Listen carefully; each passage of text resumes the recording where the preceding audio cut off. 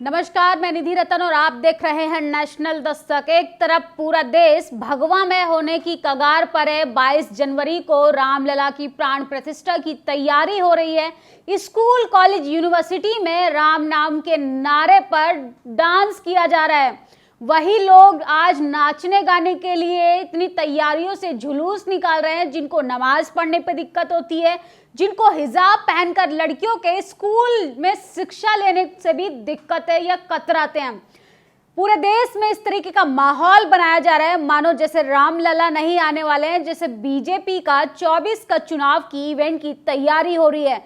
संघियों के राम आने वाले हैं या वाकई में रामलला के प्रति भारतीय जनता पार्टी की ईमानदारीता है, या फिर से बीजेपी ने हिंदुओं को चकमा दे दी है, या फिर से रामलला के नाम पे देश की जनता को जुमला परोसा गया है।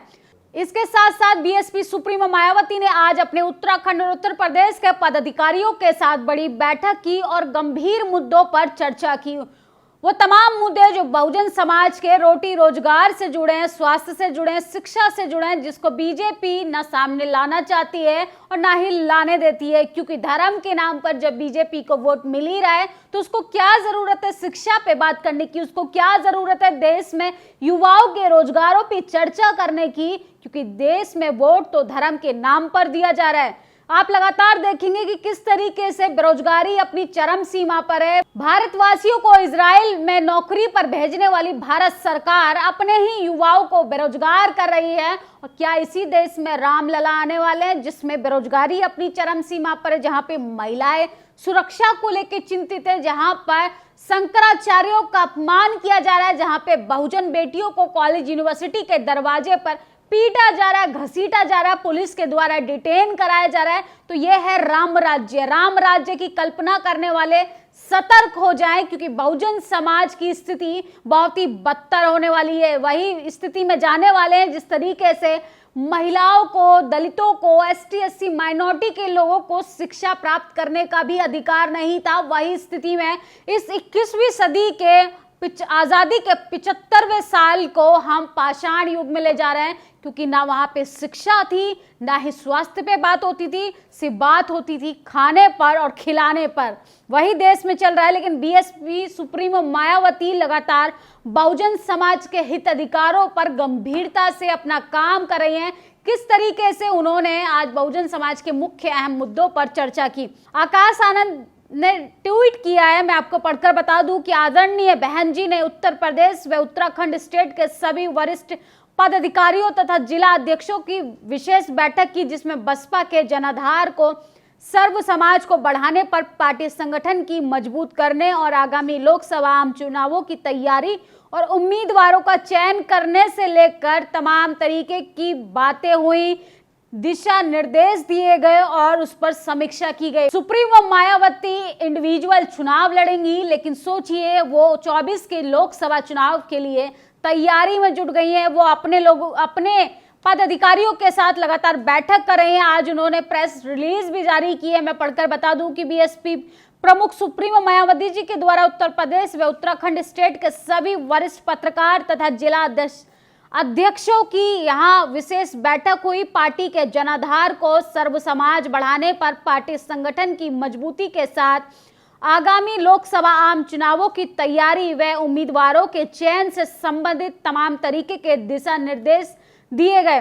वर्तमान में धर्म, चुनाव, स्वास्थ्य के लिए राजनीतिकरण हो रहा है, जिसमें देश व जनहित प्रभावित हो रहा है, और इसलिए देश निर्माण में बीएसपी की विशेष जिम्मेदारी बनती है। जबरदस्त महंगाई, गरीबी और बेरोजगारी आदि से दुखी पीड़ित देश के लगभग 21 करोड़ से भी अधिक लोग हैं, सरकारी अन्न के मोहताज हैं। ये गंभीरता से सोचने की बात है। लगभग सभी सरकार द्वारा मीडिया व प्रचारों के अन्य माध्यमों से अपार धन खर्च करके जो जनहित, जन कल्याण के बड़े बड़े दावे किए जाते हैं, वे जमीनी हकीकत से बहुत दूर है। इन सभी चिंताओं को मद्देनजर रखते हुए लोकसभा आम चुनाव का विशेष महत्व है, जिसके लिए बीएसपी पार्टी के लोगों ने पूरी गंभीरता के साथ अच्छे व मजबूती पार्टी उम्मीदवारों को चुनने की जिम्मेदारी दी, ताकि बेहतर रिजल्ट प्राप्त कर सकें और जनहित को मजबूत सरकार देश में बनाई जा सके। सुप्रीमो मायावती ने इन 5 अहम मुद्दों पर विशेष चर्चा की और लखनऊ में आज बीएसपी सुप्रीमो मायावती ने बड़ी बैठक की, जिसमें 5 बड़े वादे किए और देश में तमाम तरीके के उन अहम मुद्दों को उठाने का प्रयास किया जिससे जनता जूझ रही है।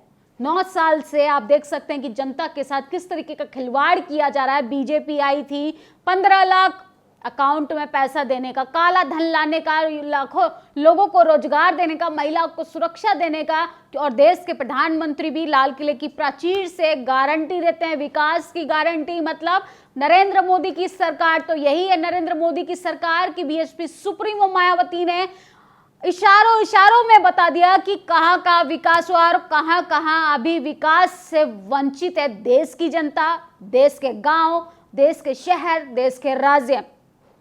बहुजन समाज पार्टी की राष्ट्रीय अध्यक्ष, उत्तर प्रदेश की पूर्व मुख्यमंत्री, पूर्व सांसद सुप्रीमो मायावती ने उत्तर प्रदेश और उत्तराखंड के राज्य के पदाधिकारियों के साथ आज बैठक की। पार्टी के जनाधार को सर्व समाज से संबंधित पार्टी के संगठन को मजबूती के लिए यह बैठक की गई। आगामी लोकसभा आम चुनावों की तैयारी आदि के संबंधित पार्टी में पिछली बैठकों में दिए गए निर्देशों की प्रगति रिपोर्ट लेने के उपरांत खास कमियों को दूर करने के साथ साथ बदलते चुनाव हालात, राजनीतिक समीकरणों आदि के मद्देनजर ताजा दिशा निर्देश देते हुए उन सभी को अमल करने का अच्छा रिजल्ट प्राप्त करने के लिए आज बड़ी बैठक हुई। इससे पहले सुप्रीमो मायावती ने यूपी व उत्तराखंड स्टेट को छोड़कर ऑल इंडिया स्तर पर ऐसी ही 17 व 18 जनवरी को दिल्ली के आयोजित समीक्षा बैठकों में अलग अलग राज्यों के प्रगति रिपोर्ट ली थी और उन्हें लोकसभा आम चुनावों में पूरी तरह से जुट जाने का निर्देश देते हुए स्पष्ट किया गया था कि पार्टी को दूसरी पार्टी के साथ चुनाव गठबंधन अथवा किसी भी प्रकार का समझौता नहीं करना है,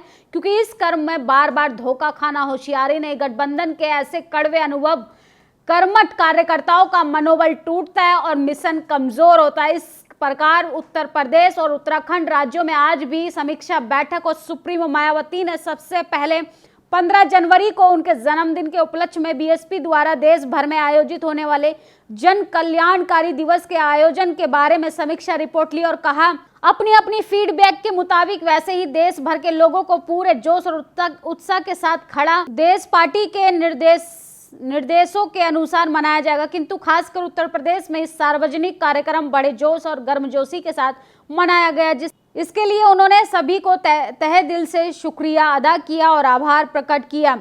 उनका ये योगदान बीएसपी पार्टी व इसके मानवतावादी मूवमेंट को आगे बढ़ाकर परम पूज्य डॉक्टर BR अम्बेडकर के कारवा को आगे बढ़ाने में अहम भूमिका जरूर मिलेगी। सेक्टर पोलिंग बूथ स्तर पर पार्टी को जनाधार को बढ़ाने एवं संगठन को मजबूती के लिए छोटी कैडर मीटिंग करने से संबंधित दिशा निर्देशों आदि को पूरा लग्न निष्ठा के साथ पूरा करने के लिए जोर देते हुए सुप्रीमो मायावती ने कहा कि ऐसे समय में जबकि पूर्व में राजनीति के अपराधीकरण व अपराध के राजनीतिकरण की तरफ वर्तमान में धर्म व चुनावी स्वार्थ के लिए राजनीतिकरण उचित नहीं, क्योंकि इसमें देश और जनहित प्रभावित हो रहा है।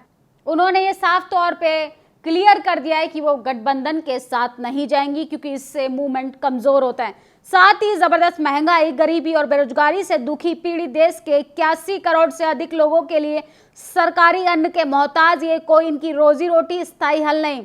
ऐसे गंभीर मुद्दों पे बहन जी ने आज बात की। ऐसे में लगभग सभी सरकारों की जनहित व जन कल्याण की सोच व कार्यशैली और उंगली उठाना स्वाभाविक है, क्योंकि इन सभी ने साबित होता है कि इनकी नीतियां व कार्यक्रमों से कुछ मुट्ठी भर लोगों को तो जरूर भला हो सकता है, किंतु देश के करोड़ों गरीबों, मजदूरों, किसानों, बेरोजगारों आदि मेहनतकश लोगों को बुरी तरह प्रभावित कर रहा है। सरकारें आमजन के हित, संवैधानिक धर्म निभाने के बजाय केवल अपने अपने वोट बैंक की चिंता में डूबी रहेंगी तो इससे देश हित कैसे संभव है।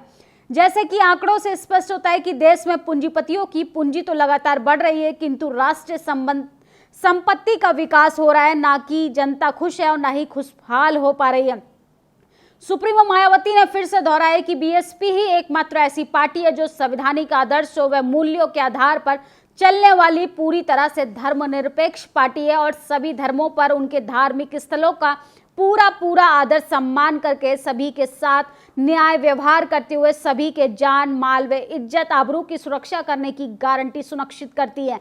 इसकी दूसरी मिसाल मिलनी मुश्किल है। ऐसा एक बार नहीं बल्कि बीएसपी ने 4 बार उत्तर प्रदेश में रही सरकार ने लोगों ने देखा है और वह अनुभव किया है। देश में अलग दंगा मुक्त सरकार किसी ने दिया है तो वैसे बीएसपी की और उनकी सरकार में रही। सुप्रीमो मायावती ने कहा कि बीएसपी ने दूसरी राजनीतिक पार्टियों को संविधान व धर्म का सम्मान करते हुए इसका दुरुपयोग नहीं करना चाहिए, जैसा कि अपने देश में अक्सर देखने को मिलता है और अब तो खुलेआम हो रहा है। वैसे भी केंद्र और राज्य की सरकारें द्वारा जो जनहित व जन कल्याण के बड़े बड़े दावे किए जाते हैं वे जमीनी हकीकत पर बहुत दूर है। लोगों के सामने महंगाई, गरीबी, बेरोजगारी आदि ऐसी घातक समस्या है जिसकी वजह से लोग काफी दुखी और चिंतनीय भी हैं। इसके अलावा दुनिया में ऐसे भी हालात लगातार खराब होते जा रहे हैं। भारत को भी हर मामले में अपनी चिंता खुद ही करनी चाहिए, जिससे केंद्र और राज्य में जनहित की मजबूत सरकारों को जरूरत पड़े, ना कि मजबूत सरकारों के नाम पर हवाई सरकारों की। इन सभी चिंताओं को मद्देनजर रखते हुए देश में शीघ्र ही होने वाले लोकसभा आम चुनाव का पिछले चुनावों से अलग